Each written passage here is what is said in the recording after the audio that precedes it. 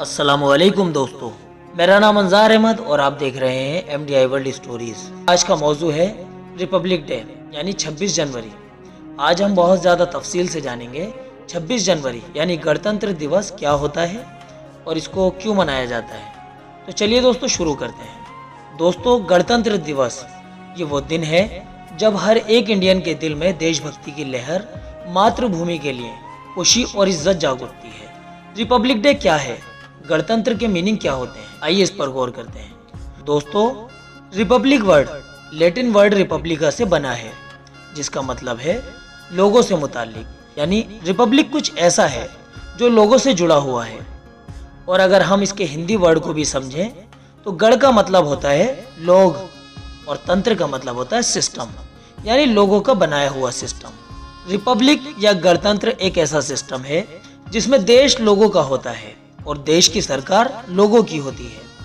और इस सिस्टम को बेहतर और बहाल बनाने का सबसे बड़ा जो जरिया है वह है लोकतंत्र यानी डेमोक्रेसी, जिसे अब्राहम लिंकन ने बड़े ही आसान अल्फाजों में समझाया है। लोकतंत्र अवाम जनता के लिए बनाया हुआ राज है और हमें इस बात का पूरा गर्व है कि हमारा हिंदुस्तान दुनिया का सबसे बड़ा लोकतंत्र है। और दोस्तों, रिपब्लिक की जरूरत क्यों पड़ी, चलिए आपको बताते हैं।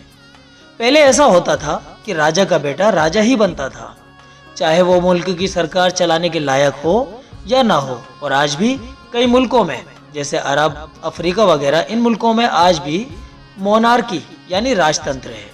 लेकिन 500 BC के आसपास रोमन ने उन पर सैकड़ों साल से हुकूमत कर रहे इतरास्की राजाओं से छुटकारा पाने के लिए एक ऐसे सिस्टम की शुरुआत की जिसमें लोग अपनी मनपसंद वोटिंग करके उन लोगों को चुन सकें जो उन पर हुकूमत करें। यानी अब कोई अकेला खानदान या कोई अकेला शख्स जैसे कि राजा या बादशाह नहीं होगा जिसके पास पावरफुल शाही पावर हो। दोस्तों, आगे चलकर दुनिया भर में कई मुल्कों में ये सिस्टम अपनाया गया, जिसमें हमारा मुल्क हिंदुस्तान भी शामिल है। लेकिन क्या दोस्तों सिर्फ इतना कह देने से मुल्क आज़ाद बन सकता है कि अब किसी का राज नहीं चलेगा, अब राजतंत्र नहीं सहेंगे? दोस्तों, सिर्फ ये कह देने से काम नहीं चलता। इसके लिए ज़रूरत पड़ती है एक संविधान की, एक कॉन्स्टिट्यूशन की, जिसमें सभी लोगों को बराबर का अधिकार मिले, जिसमें सब लोगों के हक का ख्याल रखा जाए, सभी जातियों को एक निगाह से देखा जाए, छोटे बड़े का या ऊंच नीच का फर्क जिसमें बिल्कुल ना हो, सबके साथ इंसाफ और एक जैसा मामला हो। इसीलिए हिंदुस्तान की आज़ादी से ही पहले 9 दिसंबर 1946 को संविधान सभा की पहली बैठक हुई। उसके 2 साल 11 महीने और 18 दिन बाद 26 नवंबर 1949 को संविधान पास किया गया। इसलिए 26 नवंबर को संविधान दिवस कॉन्स्टिट्यूशन डे के तौर पर मनाया जाता है। पर अभी तक हिंदुस्तान का संविधान सिर्फ पास ही हुआ था, लागू नहीं हुआ था। इस संविधान को लागू करने के लिए चुनी गई एक यादगार और ऐतिहासिक तारीख जो थी 26 जनवरी और साल था 1950 का, क्योंकि ठीक 20 साल पहले इस दिन 26 जनवरी 1930 को भारतीय राष्ट्रीय कांग्रेस यानी INC ने हिंदुस्तान को आजाद मुल्क घोषित करने का फैसला लिया था।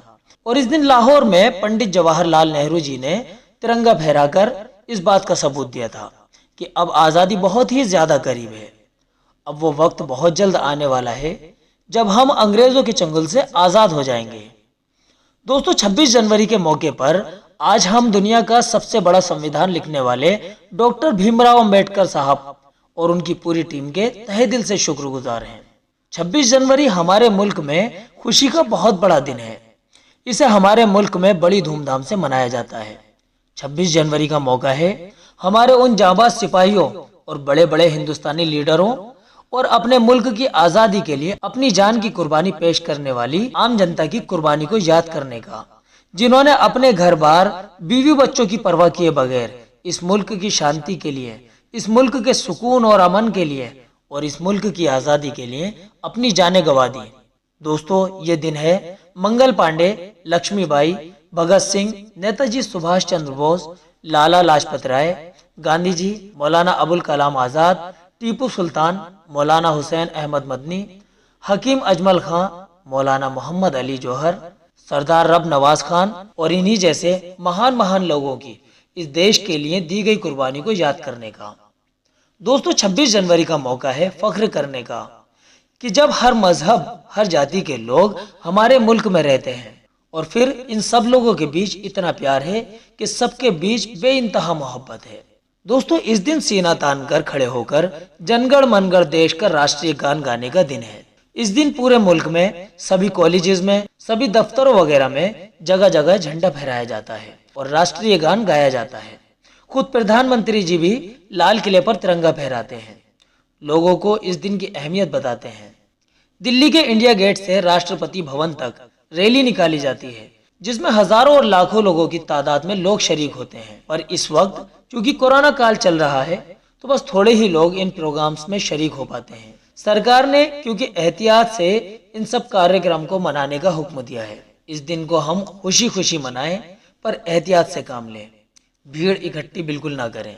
इस दिन अल्लाह पाक का शुक्र अदा करें कि उसने हम सब हिंदुस्तानी भाइयों को और तमाम बहनों को और हमारे मुल्क को अंग्रेजों के चुंगल से आज़ाद किया, जिसके नतीजे में हमें आज 26 जनवरी का खुशी का मौका नसीब हुआ है। अगर हमारे पूर्वजों ने इतनी बड़ी बड़ी कुर्बानियां ना दी होती तो फिर हमें आज का दिन नसीब ना होता। अल्लाह पाक हमारे खुशी वाले इस दिन को हमेशा ऐसे ही बाकी रखे और हम सब हिंदुस्तानी भाइयों और बहनों में आपस में भाईचारगी का माहौल कायम रखें। आमीन। दोस्तों, जल्दी ही मुलाकात होगी आपसे अगली वीडियो में। तब तक के लिए आप हमें अपनी दुआओं के साथ इजाज़त दीजिए। अस्सलामु अलैकुम वरहमतुल्लाहि वबरकातुहू।